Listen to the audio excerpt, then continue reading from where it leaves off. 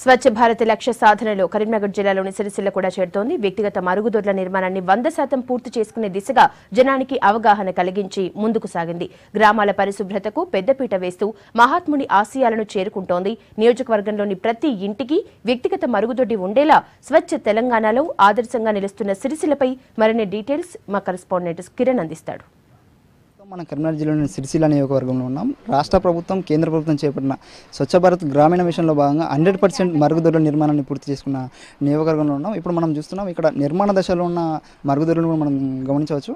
అంటే దాదాపు ప్రభుత్వ ఆదేశాల అనుగుణంగా స్వచ్ఛ భారత్ నిర్మాణంలో భాగంగా వ్యక్తిగత మరుగుదొడ్ల నిర్మాణం ఎలా సాగింది, నియోజకవర్గంలో ఎలాంటి స్పందన వచ్చింది, నిజంగా అసలు స్థానికులు ఎలా ఫీల్ అవుతున్నారు ఒకసారి చెప్పండి. మరుగుదొడ్ల నిర్మాణం విషయంలో దాదాపుగా 15,000 ఉన్నటువంటి 15,000 మరుగుదొడ్లు అవసరమైన ఈ నియోజకవర్గంలో ఇప్పటికే నియోజకవర్గం మొత్తంలో 100% అయిపోయేందుకు సిద్ధంగా ఉన్నాయి.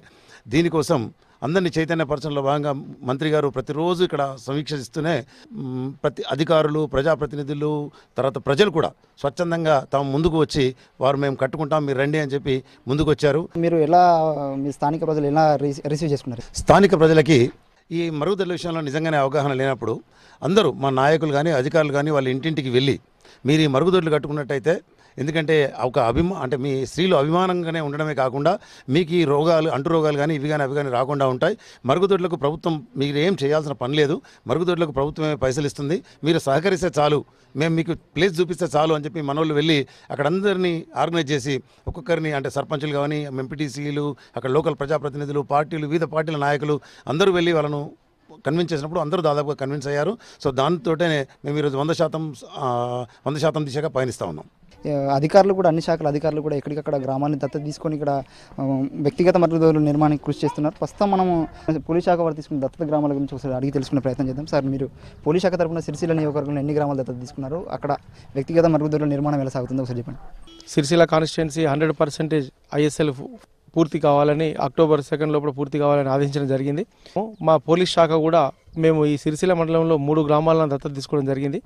మొట్టమొదటిగా అది ఒక లక్ష్మీపూరు, వేణుగోపాలపూరు, బాలమల్లుపల్లె. ఈ 3 గ్రామాల్లో 100% మరుగుదొడ్ల నిర్మాణం పూర్తి అయిపోయింది. ఆ 3 గ్రామాలే కాకుండా జిల్లెల్ల, తంగెళ్లపల్లి, పెద్దూరు గ్రామాలను కూడా ప్రత్యక్షంగా పర్యవేక్షిస్తున్నాము. అందులో కూడా దాదాపుగా ఆల్మోస్ట్ 90% పూర్తి అయిపోయినాయి. ఈ రోజుతోని ఇంకో 5-6% కూడా పూర్తిగా వస్తున్నాయి. ఎక్కడైతే మండలంలో సమస్యాత్మకంగా ఉన్నాయో, ఎక్కడైతే కన్స్ట్రక్షన్కు ప్రాబ్లమ్స్ వస్తున్నాయో అక్కడ వెంటనే వెళ్ళి మేము సమస్యలు పరిష్కరించి అక్కడ వెంటనే మేము ISL మరుగుదొడ్లు కన్స్ట్రక్షన్ చేసే విధంగా మేము మా వంతు ప్రయత్నం మేము చేస్తున్నాం. సమిష్టి కృషితో లక్ష్యాన్ని సాధించారు, పట్టుదలతో పనిచేసి అనుకున్న దానికి చేరువయ్యారు.